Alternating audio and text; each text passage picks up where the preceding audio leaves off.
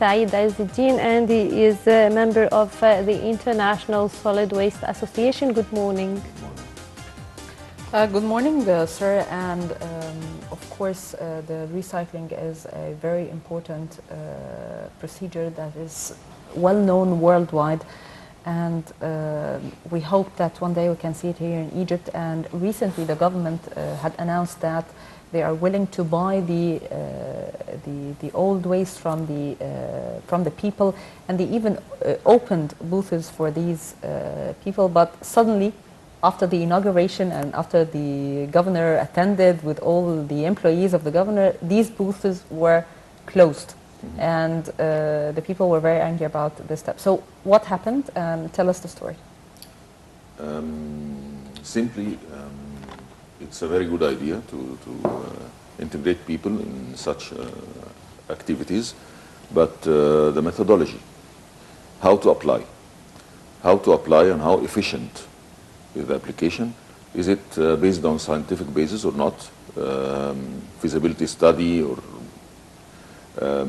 in other words, when we are installing such kiosks or collection centers, and we have such experiment and experience in Alexandria, for example, you must compact the waste, you must shred it in order to reduce the volume as much as you can, in order to make it feasible when you transport it as a fuel economy and consumption, in order to be able to pay for wages for employees responsible for this activity. Also, you cannot fix prices now because it's fluctuation. It's fluctuating very, very in a very strong way. For example, for the solid waste, the plastic, the trend was from £1 per kilo. It went to 5 pounds or near 6 pounds, and then back to 2 or 3. This is just in 2 or 3 months. So you cannot fix prices now, and you cannot encourage people to take action without proper studying. Mm-hmm. That's it. It's a good idea to think about that. But and the most important thing, we have about 3 million people working in the informal sector, and they are well organized in Zabbarin district. They have syndicates, they have a sort of organization. And they are very rich people. Yes, and they are very skilled people also. So why not to integrate them instead to make an offense for them now? Mm-hmm. For them, this is an offense. Mm-hmm. So why? We can integrate them. We can apply in a better way this idea. That's it. Mm-hmm. So it's a matter of planning. Mm-hmm. No, I understand that you have your own initiative, or you're part of a particular initiative in terms of waste recycling, and especially in terms of solid waste. So would you tell us, please, about your initiative, please? Simply, for the solid waste, we have a very wrong concept here, attitude towards the waste in general.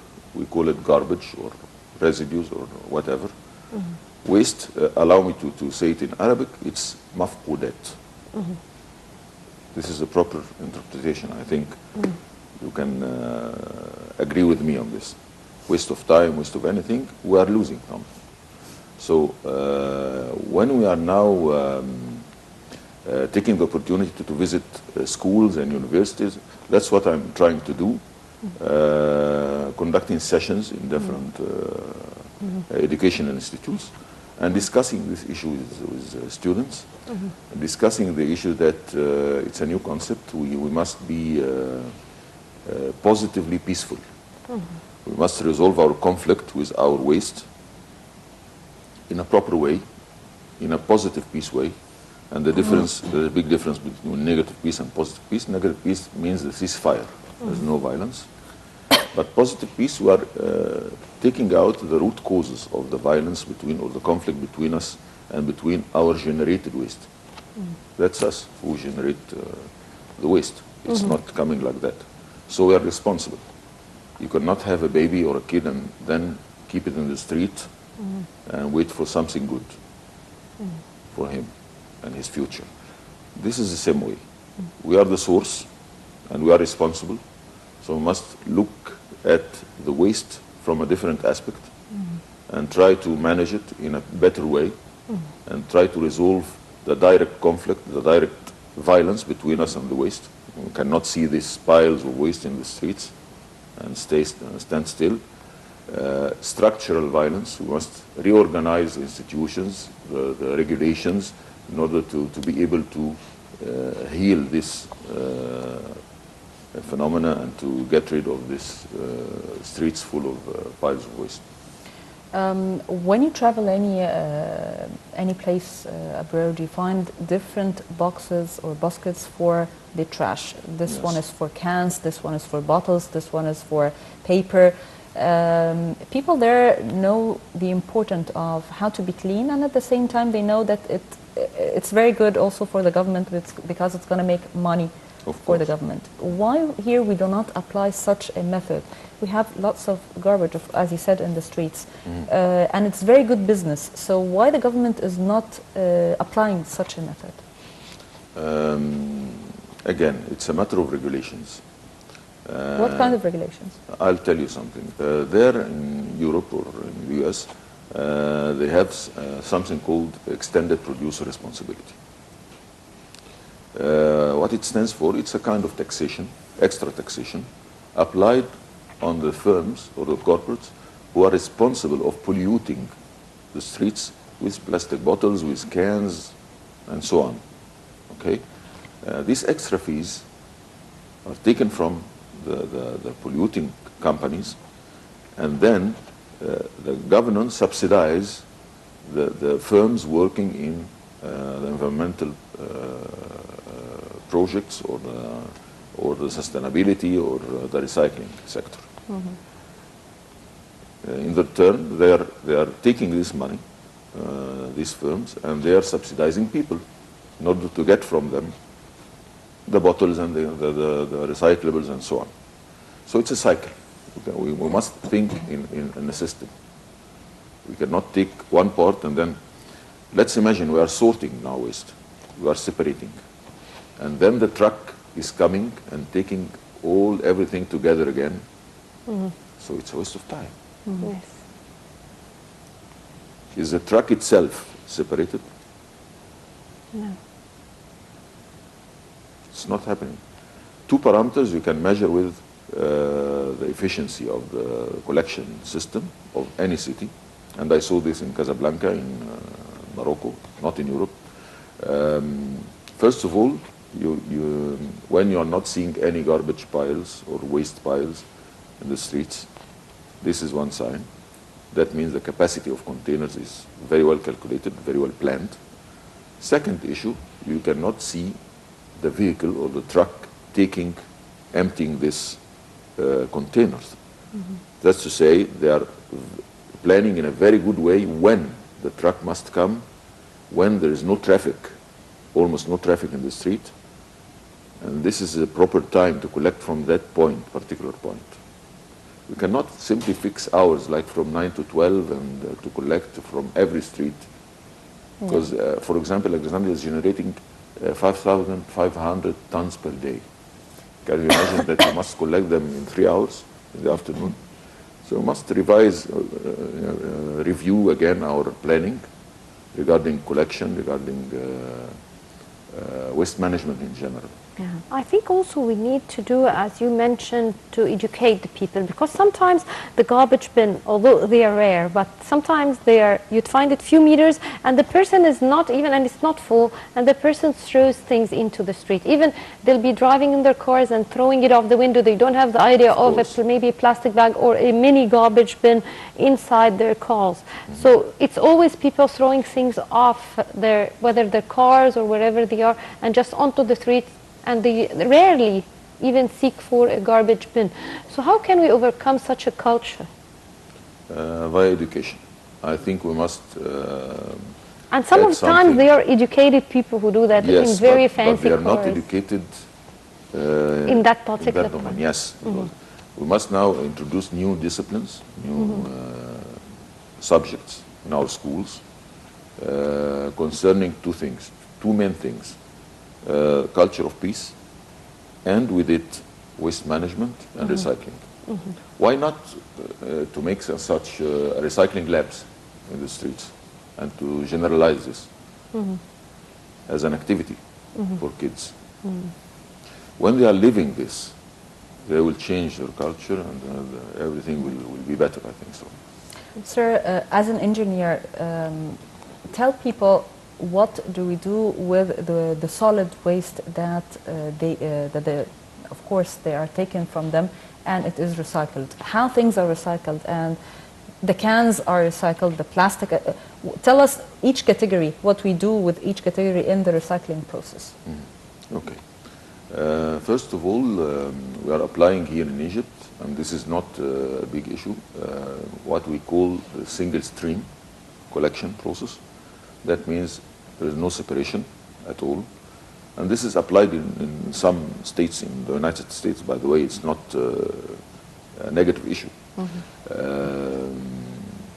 After that, materials are brought to a material facility, material recovery facility, and there they are sorted via manual sorting in Egypt. In other countries, there is automatic sorting mechanism or systems applicable. After sorting, we are sorting plastic, all kinds of plastics, cardboard, paper, metals, aluminium, cans, and so on, tins. Plastic is, after collection, is compacted, then shredded, then prilled, then reintroduced to the plastic manufacturers to refabricate plastic bottles once and once again. Aluminium is back to melted and sold as a raw material another time. And worldwide now they are calling this urban mining. It's not the normal mining concept, digging and extracting material from under the soil. No, this is called now urban mining, even for the demolition waste. The steel is taken away and then reintroduced to the steel factories. Cardboard and paper to paper mills, and so on. Every material has its route. For the organic waste, the residues of our food, it's composted and turned into organic fertilizers, which is necessary nowadays because now we are trying to cultivate and to plant the desert in very huge projects, and there is no way to do so without compost, without organic fertilizer, because it's a matter of changing the soil nature. It's a soil amendment, not only a fertilizer for the plant.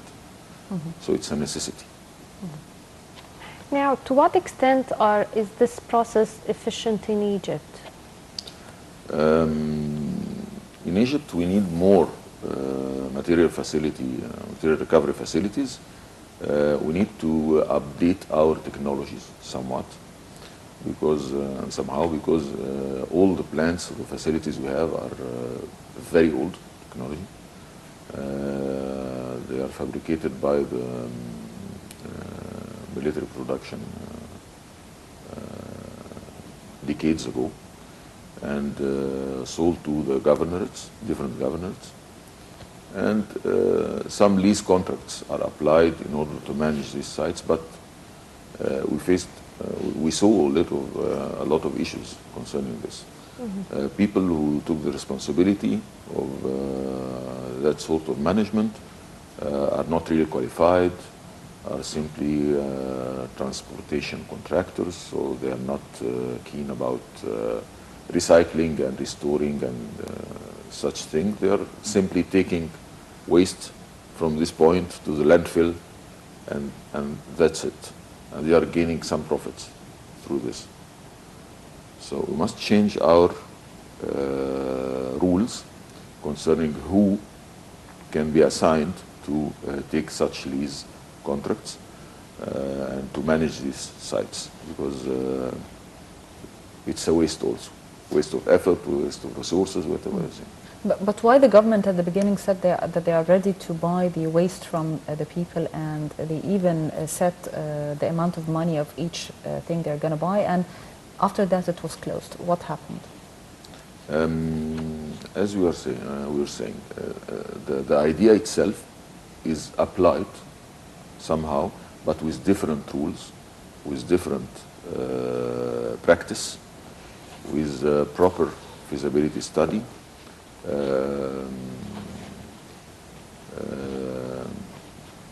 in a different way. So I think they saw this, responsibles, they saw this, and they never thought about asking who applied this idea how he's working. What are the issues he was facing the few years ago, throughout the few years ago. They thought it's easy, it's very simple, we can do so and no problem. We'll gain something and we'll allow people to gain also something. But as I told you, people in the developed countries are subsidizing. Governments are subsidizing these activities, not from the governmental expenses, but from other sources of pollution, like other firms. They are taking from those and giving those. It's simple. It's a matter of planning and studying in a very well manner the issue, and then apply it. Not applying and then thinking. Well, actually, I find it quite contradicting. They are going to buy it, and still, you know, on the electricity bill, they are charging us for paying for the waste, and then we have the garbage collector, and we pay for that for him as well.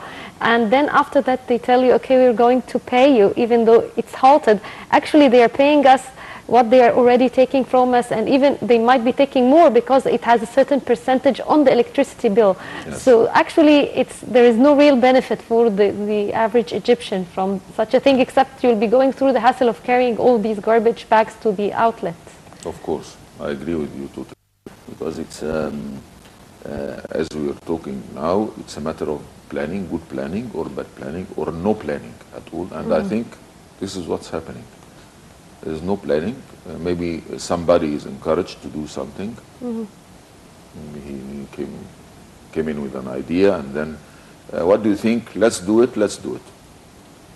So, Sir, do we need certain factories and machines for recycling, or it can be done in any factory?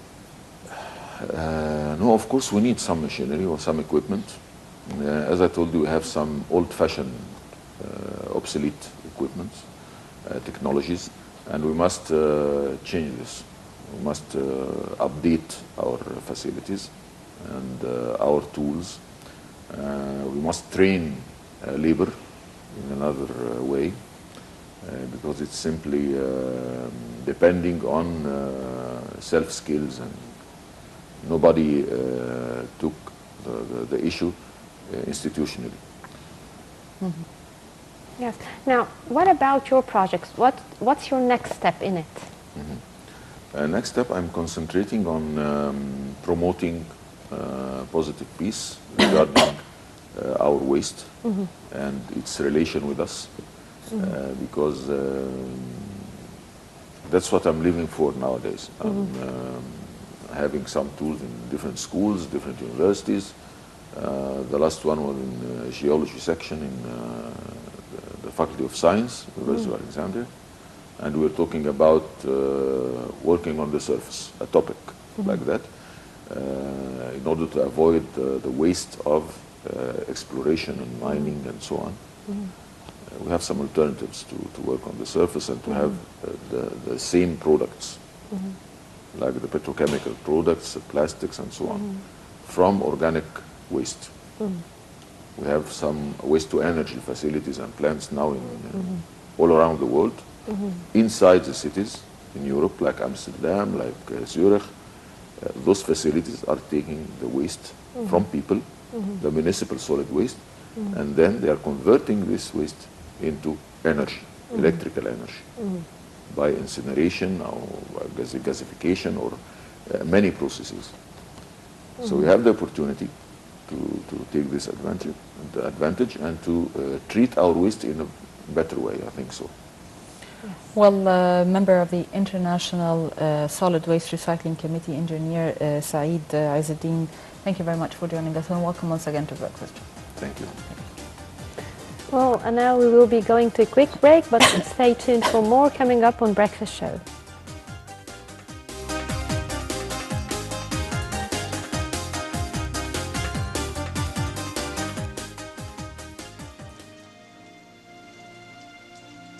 كل